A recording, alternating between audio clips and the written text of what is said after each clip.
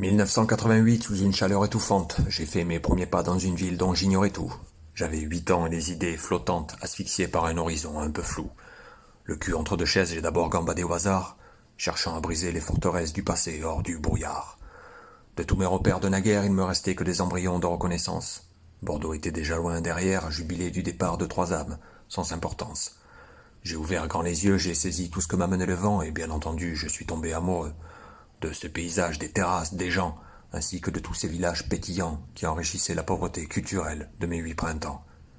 Du Castillet à l'immensité du Canigou, j'ai mis mes godasses partout. Du palais des rois de Majorque au sable fin de Canet, j'ai déambulé, jusqu'à ce que mes chaussures aient des trous. J'ai battu le pavé pour être sûr que rien ne m'échappe. J'ai posé mes fesses sur un banc et j'ai regardé le ciel, espérant que jamais il ne m'attrape, tant j'étais convaincu que ma présence ici n'était pas accidentelle.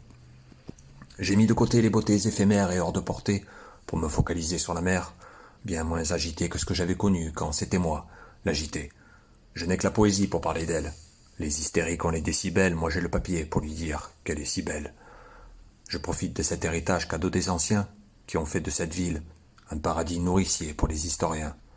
Quant au soleil, il est là, naturellement, posé sur un ciel bleu, à veiller que la lumière qu'il offre soit profitable aux habitants, qu'ils s'en abreuvent jusqu'à ce que tout brille en eux. C'est chez moi, c'est ici que j'ai vu ma vie prendre tout son sens. Et c'est ici que le vieillard que je serai montrera du doigt cette jeunesse, inconsciente de leur chance.